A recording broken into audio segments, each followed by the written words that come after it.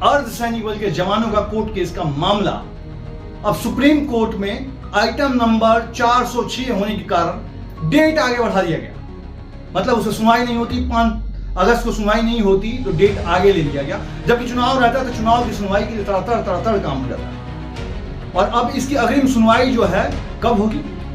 इसकी अग्रिम सुनवाई 12 अगस्त को होगी। ये देश पूछता है कि देश के जवानों के मैटर्स में इतनी लापरवाही क्यों? देश के जवानों पे एनपीएस लागू नहीं होता फिर भी उन पे लागू क्यों? ये देश का एक एक सिपाही पूछता है। ये देश का एक एक सिपाही पूछता है इन लोगों से कि देश के जवानों के मैटर्स में क्यों हरदम कोर्ट कचहरी का चक्कर क्यों काटना पड़ा है? कब तक?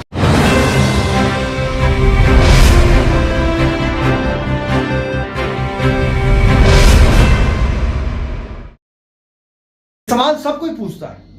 एक एक देश का सिपाही पूछता है कि देश के अर्धसैनिक बल के मामले में आर्मर्ड फोर्सेस ऑफ इंडिया होने के कारण इनके जितनी एक्ट है, वो चाहे बीएसएफ एक्ट हो, सीआरपीएफ एक्ट हो, आईटीबीपी एक्ट हो, या चाहे एसएसबी एक्ट हो, चाहे सीआईएसएफ एक्ट हो, चाहे एनएसजी एसपीजी एक्ट हो, सब में आर्मर्ड फोर्सेस ऑफ इंडिया का जिक्र किया गया। गृह मंत्रालय का ऑर्डर्स है, उसके साथ उसके गजट पास हुए हैं, तमाम चीजें हैं। फिर भी जबरदस्ती एनपीएस थोपने वाले जो है वो सबको पता है किसने थोपा है, किसने एनपीएस लाया, ये सबको पता है। जो लाए हैं वो सड़ के मर गए थे।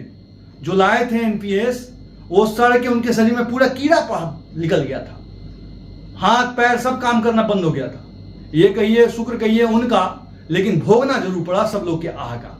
लेकिन देश के जवानों पे जो एनपीएस लागू नहीं होता उसके लिए संघर्ष करना, उसके लिए अपडेट लेना क्या साबित कर रहा है? ये साबित क्या दिखा रहा है कि देश जा कहां रहा है?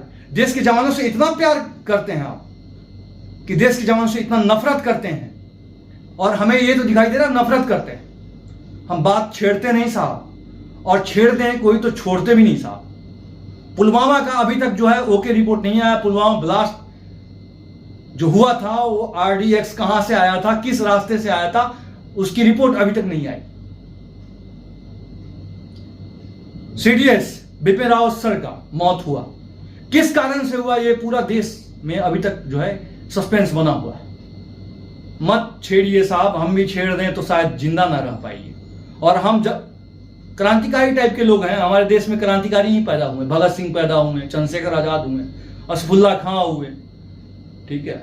हमारे देश में जो है एक से एक विद्वान पैदा हुए, विवेकानंद पैदा हुए, हमारे देश में श्री कृष्ण भगवान पैदा हुए, हमारे देश में जो है तमाम देवी देवता हमारे देश में पैदा हुए, वीर योद्धा पैदा हुए एक से एक, अभिमन्यु की भांति।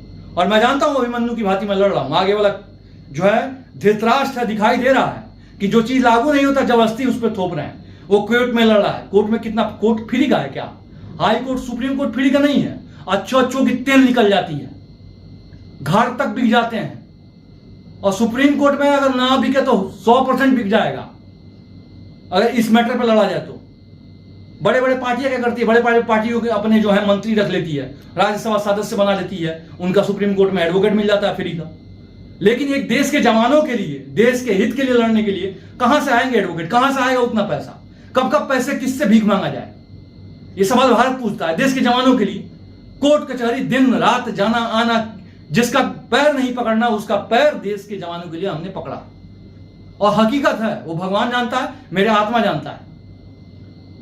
एक तरफ चारों तरफ से जो है, एक तरफ अपना जो एक होता है ना ऑर्गेनाइजेशन, वो मुझे गांथ रहा है रोज रोज। और वो गांथ रहा है कि तुम लड़ क्यों रहे हो, बोल क्यों रहे हो। अरे बोल नहीं, बोलेगा कौन नहीं? जिसको भूख लगी वही तो बोलेगा, जिसको भूख लगेगी वही तो रोएगा, जिसको प्यास लगी वही तो पानी की तलाश करेगा। जब एनपीएस लागू नहीं होता तो जबरदस्ती लागू क्यों? ये राजनाथ सिंह जी जब माननीय गृह मंत्री थे, ये बात उस समय भी लिख के दी गई थी, कहा भी गया था। उससे भी दिल नहीं बना तो लोकेश कुमार सिंह लखनऊ जाके इनके साले मनोज कुमार सिंह के साथ अच्छे हैं, लेकिन उसके बाद रक्षा मंत्री हो गए। अब गृह मंत्री अमित शाह जी आ गए। देश के जवानों की बड़ी फिक्र करते हैं, सच्चाई बात है, लेकिन अभी तक पेंशन के मामले में बोलते नहीं है और देते भी नहीं है। सरकार के एडवोकेट चारों तरफ खड़े हो गए हैं, नहीं नहीं नहीं, देश के जवानों पर ओपीएस लागू नहीं होता, ये आर्मी एयरफोर्स नेवी पे लागू होता है।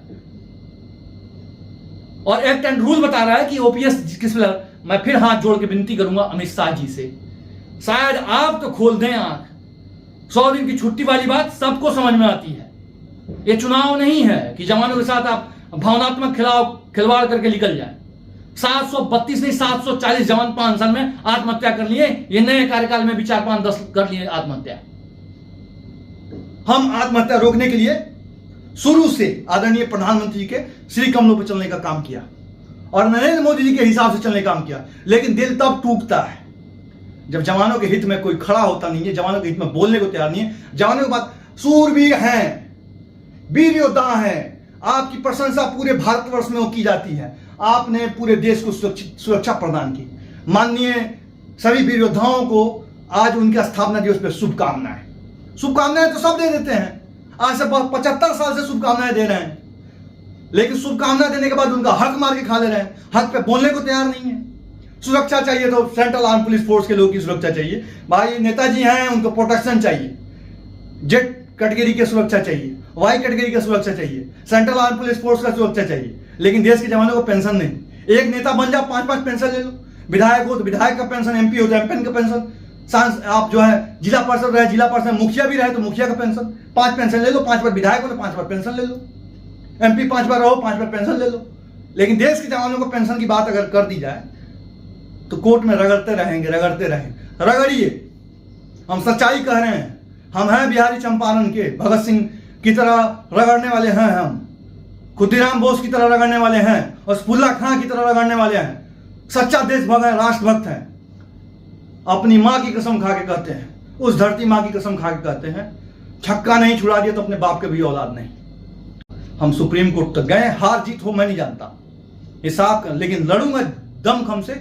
बेशक मैं देश के लिए कुर्बान क्यों ना हो जाऊं। और ये कुर्बानी गर्व के साथ जो है हमें मंजूर है। हम इससे कभी पीछे ना भागे थे, ना भागे हैं, ना हमारे पूर्वज ने अंग्रेजों से डरे थे, ना डरे हैं।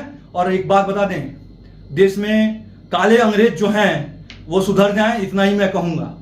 नहीं तो मेरे जैसा अगर देशभक्त कहीं और खड़ा हो जाए तो छोड़ेगा भी नहीं। इसीलिए मैं फिर हाथ जोड़ के विनती करता हूं, खड़ा मत कीजिए सुप्रीम कोर्ट में। एडवोकेट साहब, सॉलिसिटर जनरल साहब, एडिशनल सॉलिसिटर जनरल साहब, साफ कह देता हूं कि आप अपने बयान को गलत तरीके से साबित करने की कोशिश ना करें। सरकार सबकी है, पूरे एक व्यक्ति की है। जो वोट दिया उसका भी है, जो नहीं दिया उसका भी है, लेकिन आपको देना पड़ेगा। एनपीएस लागू नहीं होता, नहीं होता, नहीं होता, नहीं होता, नहीं होता। अगर एनपीएस लागू होता है तो central arm police force act को खारिज किया जाए। वो नहीं होता जवानों पे। जो जवान जहां भी पोस्टिंग है वो अपने स्टेट में 20-20 साल, 50-50 साल, 60 साल नौकरी करेगा। स्टेट में सभी लोग जाएंगे, चाहे अधिकारी वर्ग हो या जवान वर्ग हो। वो कहीं ट्रांसफर नहीं जाएंगे, कहीं पोस्टिंग नहीं जाएंगे। जो जिस स्टेट का उसी स्टेट में ड्यूटी करेगा। पोस्टिंग में जाएगा तो उसी स्टेट में होगा।